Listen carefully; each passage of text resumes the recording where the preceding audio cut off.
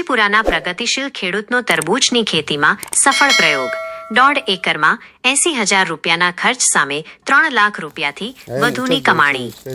સંખેડા તાલુકાના માછીપુરા ગામના પ્રગતિશીલ ખેડૂતે તરબૂચની ખેતી થકી સારું ઉત્પાદન અને આવક મેળવી છે।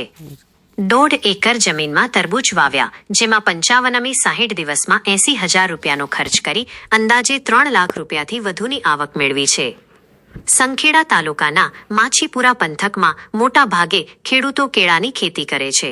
આ વખતે માછીપુરા ગામના પ્રગતિશીલ ખેડૂત અને ડેપ્યુટી સરપંચ સચિનભાઈ માછીએ તેમના 1.5 એકરના ખેતરમાં તરબૂચની વાવણી કરી હતી। તરબૂચની ખેતી માટે સૌથી પહેલા નાસિક બાજુથી અંદાજે 10,000 જેટલા રોપા લાવ્યા હતા। આ રોપાનું ખેતરમાં વાવેતર કર્યું। અંદાજે 55 60 દિવસ દરમિયાન દવા અને અન્ય આનુષંગિક 80,000 રૂપિયા જેટલો ખર્ચ થયો હતો। આ ખર્ચ બાદ તરબૂચમાંથી સારી એવી આવક થવાની શરૂ થઈ। અંદાજે 25 ટન કરતાં વધુ તરબૂચ નીકળ્યા હતા અને હજુ પણ તરબૂચની આવક થવાની શક્યતા છે। આમ અંદાજે 3 લાખ રૂપિયાથી વધુના તરબૂચનું ઉત્પાદન મેળવ્યું છે।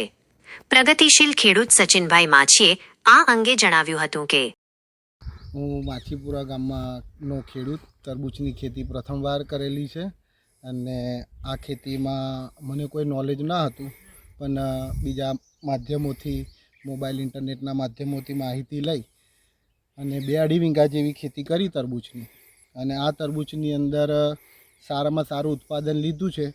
આ યુદ્ધના કારણે જે ભાવો તૂટ્યા છે એના કારણે ભાવ તો મળ્યા નથી, 10 રૂપિયાની ઉપરના ભાવ મળ્યા છે, તો પણ 25 ટન ઉપર હું એ વજન લઈ અને એમાંથી 3-3.5 લાખ રૂપિયા જેવું ઉત્પાદન લઈ લીધું છે। અને હજી થોડો ઘણો માલ હજી ખેતરમાં બાકી છે। આની અંદર કાળજીમાં લેવા જેવી જે દવાઓ હોય છે તે, અને આ પોલિનેશનથી થતી ખેતી છે, એટલે મધુમાખીને લીધે આમાં ઘણો લાભ થાય છે। એટલે મધુમાખીને બોલાવવા માટે ગોળનું કે ઇલાયચીનું પાણી મૂકવાનું અને એવું તેવું બધું કરી અને પોલિનેશન હાઈ થાય। અને તરબૂચની સાઇઝ નોર્મલી 3 કિલો 3.5 કિલો હું એ ડેવલપ કરી છે સાઇઝ।